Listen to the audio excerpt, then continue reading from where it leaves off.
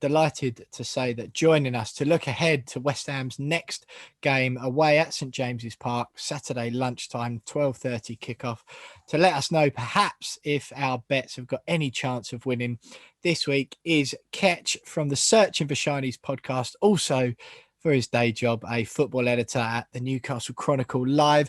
Ketch, it's brilliant to have you with us, looking ahead to the most hated owners derby. A huge game at the weekend for both teams for completely different reasons. First of all, for you boys, a huge win against the other team, or one of the other teams in Claret and Blue in the Premier League at the weekend. Fantastic win. It looked to me, I caught a bit of the game. It looked to me like you deserved it as well. Good to have St Maximin back, of course. But what did you make of that huge win? Yeah, massive, absolutely massive. The team, Newcastle, was shocking in the first half. Very poor, giving up chances, conceded a sloppy goal that could have been prevented if John Joe Shelby decided to track his runner. And Dubravka kept us in the game.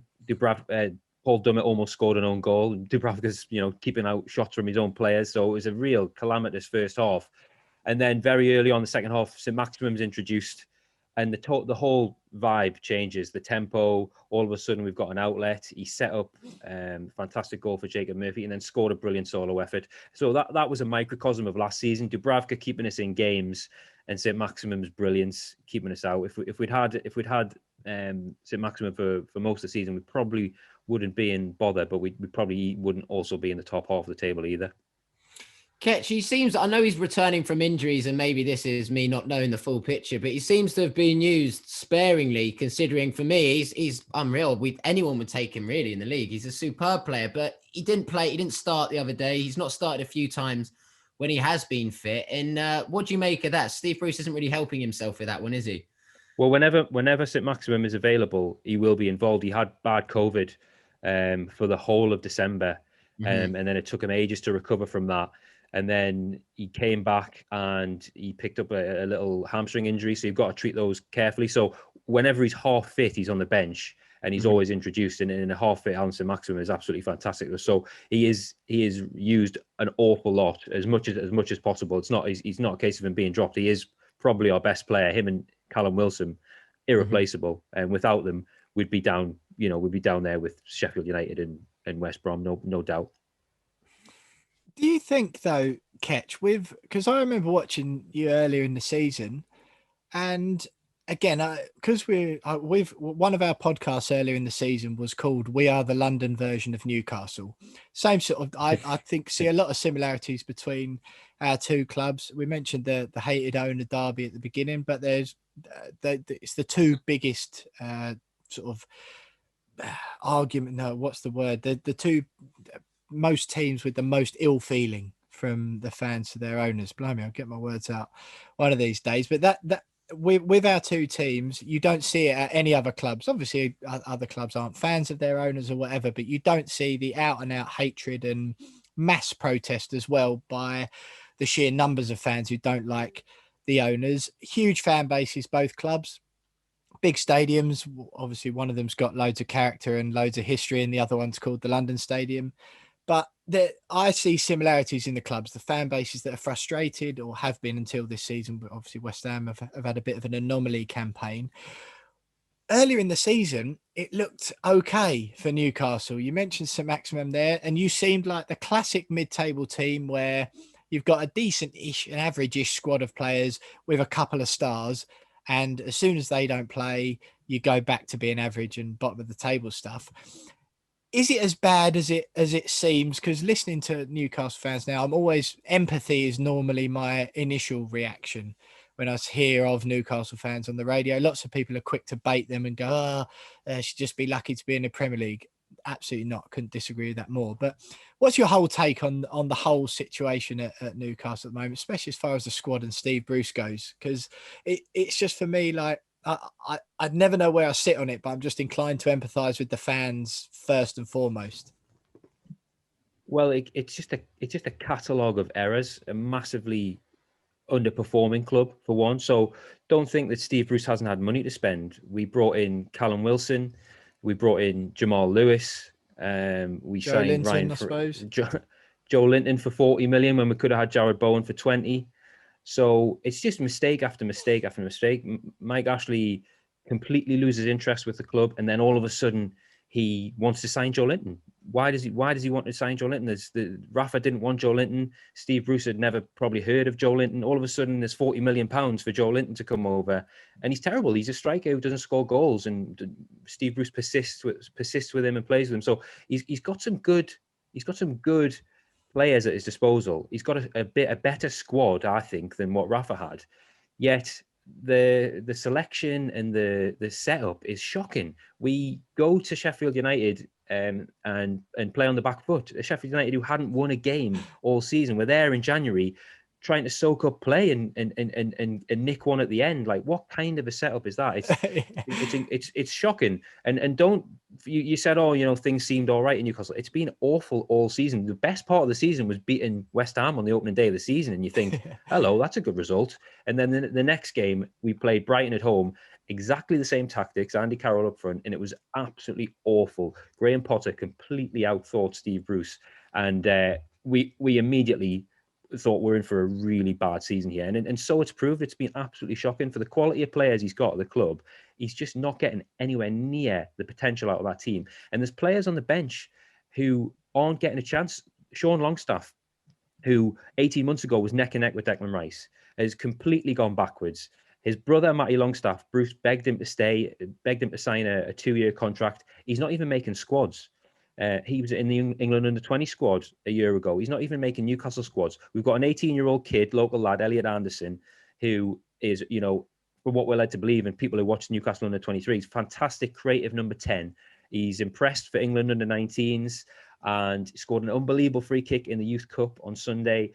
Not even making squads, yet we've got Jeff Hendrick starting. We've got Joe Linton starting.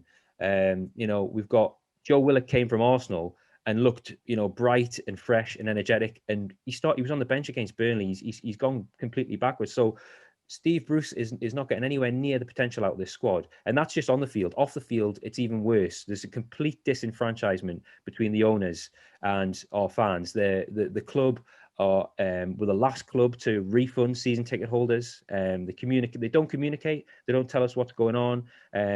The written press are not even really allowed to ask questions in Steve Bruce's pre-match press conference. Craig Hope from the Daily Mail got banned recently, I think, didn't he? Yeah, Craig Hope's been banned for reporting what Steve Bruce admitted was a true story. There was a fallout between him and Matt Ritchie. Bruce admitted that. Craig Hope reported it, and he's banned from it. So that tells you everything about the club. They try to control everything in the media, and as soon as you start banning media, that's when you know you're deep in crisis. But the whole thing really is just being held together by string, because Mike Ashley's trying to sell the club. I think he wants out now, but he's got a problem with the group that wants to buy the club. It's mainly Saudi Arabian backed, and there's questions over the ownership and piracy issues. A very messy takeover deal he's trying to push through, but Bruce is convinced that is the deal for him. He's got the price, 300 million. So it's now being dragged through arbitration with the Premier League to prove who the new owners will be. Will it be the Saudi Arabian government, or will it be the Public Investment Fund, which they're trying to separate? It's very complicated, very messy. So Ashley is trying to keep the club's head above water, keep us in the Premier League, in the hope that he can get this deal to go through. But I think that could take months and possibly even years. So it's just keep the club, finish 17th or above. And Ashley's happy, but that's not really good enough for a club of Newcastle's size and potential. Ketch, do you think Bruce isn't the long-term option? I think that's effectively set, and everyone knows he'll be off, whether it be this summer or very soon anyway. And do you think that the club as a whole needs to go back to its roots, as you have always, from my point of view, growing up, been a team who are fast attacking football, throw men forward, go for it. Even when you've not had the best of players, that Carroll and Nolan team in the Premier League, they just went for it. And that Benitez is a way better at Bruce than doing what he does, but he's still very methodical, very simple, and very tactically astute. Do you think the next manager you get in needs to be someone who's going to get fans back wanting to watch it, as opposed to necessarily staying mid-table and grinding? Just get someone in who's going to take a bit of a risk and reconnect the fans, because the last two managers, I know Benitez is revered and loved, and rightly so, he did a good job, but just maybe a move back to your heart and what you're all about from an outsider. That's what I see. Yeah, absolutely. But to do that, you need to invest in the squad. You need to get the players in who are going to do that. I think, I look at West Ham. I see you as a club who you hate your owners, but they invest in the club. They try to make the club the best it can be. The wage bill is huge. You get big players in on big wages because you want to win. You want to be successful. You want to get into Europe. You're pushing for the Champions League. Prepared to take a risk and pay big money to entertain the fans and bring success to the club. Newcastle aren't about that. It's about, signing Jeff Hendrick on a free transfer because he's a good, solid Premier League player. That'll do us. You know what I mean? We'll never go in there and buy big midfielders or take a punt on Jared Bowen, who was there for the taking for Newcastle. Bruce wanted him, by the way. But they didn't think he was worth the money. But then it's so disjointed behind the scenes at the club. We're going in for, Joe Linton, who no one had really heard of, who done okay in the Bundesliga, 40 million quid out of nowhere, and it's been a total disaster. So, obviously Newcastle, traditionally, the Newcastle I do, you mentioned at the start of the show, I present a podcast that's on 90s football. Why do you think I like 90s football so much? Because Newcastle were the most exciting, entertaining team in the land, because we had a manager in Kevin Keegan who, never used a tactics board in his life, and it was all about, you're better than them. Go out and entertain these fans. They've paid good money to come and watch you. Go out and entertain them. Even if you lose today, let's at least lose 4-3 and have a go. Whereas at the minute, Newcastle just aren't having a go at all. It's sitting back, it's soaking up pressure, it's rigidity, and it's trying to catch them on a break and hoping players like Callum Wilson and St. Maximum can nick something. And that's the other thing. Our forward line on paper is amazing. Almiron, St. Maximum, Callum Wilson, but they're just completely used in the wrong way. And it's been a really tough season. I'm very jealous of what you boys are doing down in West Ham. I think I think it's easy. Like, for obviously before this season, I think our sentiments were pretty much the same. I know what you're saying about the owners putting money in, and yeah, I do think that they do put more in than Newcastle's for sure. But look, on the pitch, Ketch, West Ham is the first of a pretty minging run of games for Newcastle coming up. Do you, obviously it's a huge win against Burnley at the weekend. Do you think you're safe, or do you think it's lose these next 5? You'll know better than me who your run of teams is, but do you think you're safe with that win at the weekend, or do you think it's going to go down to a shootout with Fulham on the last day? Because you've got Sheffield United and Fulham in your last 2 games, aren't they? Yeah, well, that's what we want to avoid, because I just don't fancy us at all in that situation, going head to head with Fulham on the last day. It's a terrifying thought, to be honest with you, going into the last day needing to beat the opposition to stay up. It does feel safe now, to be honest. There is still a bit to go, but 6 points clear with a game in hand. You'd like to think we're there. St. Maximum and Wilson coming back, so majority of our players to pick from, and there is some good players in there. Willock is fantastic from Arsenal. We've really liked him. I don't think he's being used correctly. The system we're using is a bit questionable. Split strikers, I've never heard of that before. We're persisting with playing Joe Linton and not even touching Andy Carroll and Dwight Gale, who we all you boys know all about Andy Carroll, but he does have his moments. But Gale, certainly, I would like to think could score a couple of goals, but he just, again, hasn't really been afforded a proper chance. So it does feel like we're safe. And the thing with Bruce is, when he's really down and back against the wall, he always seems to produce a result, whether it's a draw or a win. I mean, we've won 1 game in 23 and eked a few draws out, and that's put distance between us and Fulham. Fulham have lost their last 5, so that's really where we're going to stay up on the virtue of being least rubbish team. Yeah, less shit than Fulham, West Ham, and Sheffield United, which is, for a club like Newcastle, that's an unbelievable thing to say, really. Just quickly, Tom, I know you want to get in and ask about the game. You mentioned Carroll there. Ketch, it seemed like a good move at the beginning of the season. I think West Ham fans were sad to see him go, perhaps from an emotional standpoint, and enjoyed his time at the club. From a football basis, no one was worried at all to see him go. What's just talk us through how that's played out, his time at the club, which is supposed to be this second swan song, but hasn't really turned out like that. Has he even scored for you yet? Yeah, I think so. He's got a couple of assists, but hasn't had much time on the pitch. As ever, a few injuries here and there. Yeah, but he has been on the bench quite a bit. I think it was an emotional signing, but also it was, let's get a Geordie in the dressing room. Let's get someone who's got Premier League experience, and just remind the other players in the squad, what it is to play for the club. And if we're going to be scrapping, you do want Andy Carroll there on the training ground and rally in the dressing room. And I think he does have a big effect off the pitch rather than on it.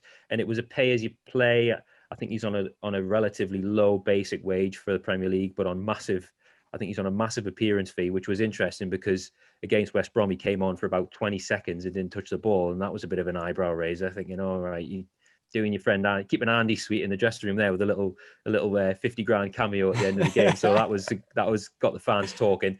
But, it was an emotional one. The interesting thing was Steve Bruce extended the deal last summer. So he got an extra, he only came for a year and he got an extra year. That probably won't happen this summer. I think he'll leave.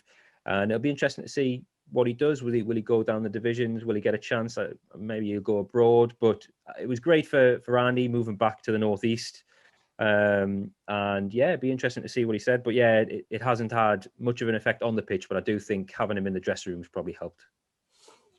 It's looking ahead to the game. You're obviously off the back of a decent win, like we mentioned, and you've got St. Maximin fit and you've got Callum Wilson fit. How do you see this going? Do you fancy yourselves to? It's not an upset when West Ham play Newcastle, just the table says it is this season. But do you fancy yourselves to give it a right good go?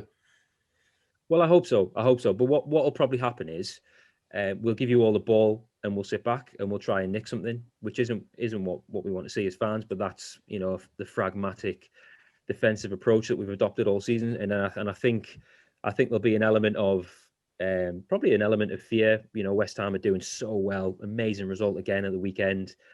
The confidence flying through that squad and a lot of exciting players who've got something really to grab a hold of. And a huge opportunity here to achieve something massive, get the club into the Champions League, which wasn't expected at all. Whereas, our hard work feels like it's being done. There could be an element of, beach towels and flip flops. I'd like to think there isn't, but it could creep in. But the big thing for us is St. Maximin back with a bit of a point to prove. I think he's disappointed that he's missed so much of the season, and he did feel, he has spoken about feeling a bit guilty. that he was out with COVID and he wasn't able to help when we went through a really shocking run of defeats in January. So he might be on one to try and impress. And I think he seems to be quite a sensible guy. He probably realizes in the shop window, he could be a really big Champions League level player, I think. So he could be making up for a long time. And Wilson as well.